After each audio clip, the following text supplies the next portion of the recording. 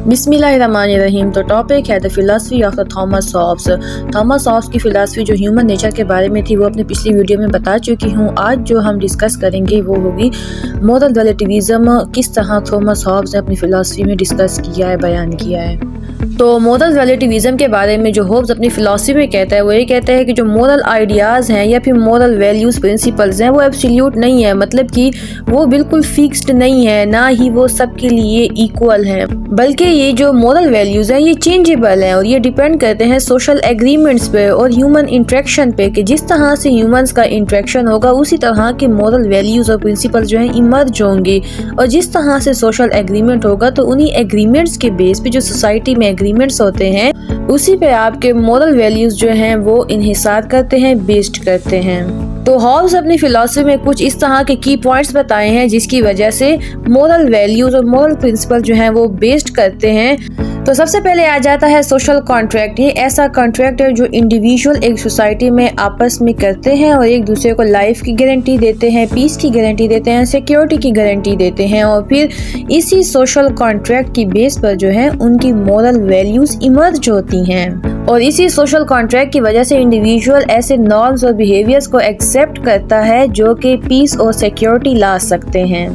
Second आ जाता है no absolute morality, मतलब कि ये जो मोरालिटी है या मोरल वैल्यूज़, मोरल ट्रुथ्स जो हैं ये यूनिवर्सल नहीं है, ये हर सोसाइटी में वेरी करते हैं और ये हर सोसाइटी के लोग ही आपस में कलेक्टिव एग्रीमेंट के ज़रिए ये डिसाइड करते हैं कि क्या चीज़ सही है और क्या चीज़ गलत है और फिर इसी सही और गलत पे जो है वो अपनी मोरल वैल्यूज़ को बेस्ड करते हैं। फॉर एग्ज़ाम्पल किसी सोसाइटी में अगर शराब पीना गलत है तो वो उनके मोरल वैल्यूज़ में गलत समझा जाता है, लेकिन किसी सोसाइटी में मतलब दूसरी सोसाइटी में अगर ये शराब को अलाउ किया जाता है तो उनकी मोरल वैल्यूज़ में इस चीज़ को बुरा नहीं समझा जाता है। तो मतलब कि एक कलेक्टिव एग्रीमेंट जो सोसाइटी आपस में करते हैं, इंडिविजुअल्स करते हैं, उसी के बेस पर जो मोरल वैल्यूज़ जो हैं बनती हैं और ये एब्सोल्यूट नहीं होती बल्कि ये वेरी करते हैं फ्रॉम सोसाइटी टू सोसाइटी। तो हॉब्स जो थर्ड पॉइंट है वो बताता है सेल्फ इंटरेस्ट। वो ये कहता है हॉब्स के जो मोरल वैल्यूज़ हैं वो बेस्ड करते हैं सेल्फ इंटरेस्ट पर, क्योंकि इंसान का जो पहला फोकस होता है वो सेल्फ इंटरेस्ट पर होता है। तो इसी तरह एक इंसान के लिए जो चीज़ फ़ायदेमंद होती है वो उसको अपने मोरल वैल्यूज में गुड साबित करता है, मतलब कि ऐड कर देता है, और जो चीज़ उसके लिए बुरी होती है तो वो उसको अवॉइड करता है और इसी तरह फिर ये उनके मोरल वैल्यूज़ या प्रिंसिपल्स बन जाते हैं। तो इसी तरह हॉब्स कहता है कि इंसान के जो मोरल वैल्यूज़ या प्रिंसिपल्स हैं या मोरल रिलेटिविज़म है वो बेस करती है सेल्फ इंटरेस्ट पर, क्योंकि इंसान की फर्स्ट प्राइमेसी ही सेल्फ इंटरेस्ट होती है और इसी सेल्फ इंटरेस्ट की बिना पर भी जो है वो सब कुछ अडॉप्ट करता है, जो उसको फ़ायदा पहुंचाते हैं वही चीज़ें वो अडॉप्ट करता है। अब स्टेट ऑफ नेचर के पॉइंट पे हॉब्स ये कहता है कि जब स्टेट ऑफ नेचर था जहाँ पर कोई अथॉरिटी नहीं थी, कोई सिंगल अथॉरिटी नहीं थी, सेंट्रलाइज्ड पावर नहीं थी, वहाँ पर जो मोरल स्टैंडर्ड्स हैं वो भी कायोटिक थे और वो सब्जेक्टिव थे, मतलब कि अदर रिगार्डिंग नहीं थे, सेल्फ रिगार्डिंग थे, अपने ही फ़ायदे के लिए सब कुछ करते थे और सेल्फ इंटरेस्ट को सामने रखा जाता था, ना कि कलेक्टिव इंटरेस्ट को। तो इसी तरह हॉब्स ये कहता है कि जैसे ही कोई कॉमन पावर वजूद में आई, जैसे कि गवर्नमेंट वजूद में आई, सेंट्रल पावर वजूद में आई, तो इसी तरह मोरल वैल्यूज़ को भी ऑर्डर मिल गया, मोरल वैल्यूज़ भी ऑर्गेनाइज्ड हो गए, मोरल वैल्यूज़ भी मेंटेन हो गए। तो इसी तरह हॉब्स ये कहता है कि स्टेट ऑफ नेचर में जो मोरल वैल्यूज़ थे वो कायोटिक थे और सब्जेक्टिव थे, और फिर जैसे ही सेंट्रलाइज अथॉरिटी आ गई, गवर्नमेंट आ गई, स्टेट बन गई, तो जो मोरल ऑर्डर्स हैं वो भी मेंटेन हो गए, ऑर्गेनाइज्ड हो गए और ऑब्जेक्टिव हो गए, मतलब कि अदर रिगार्डिंग हो गए, जिसमें कलेक्टिव इंटरेस्ट भी था, ना कि सिर्फ सेल्फ इंटरेस्ट था।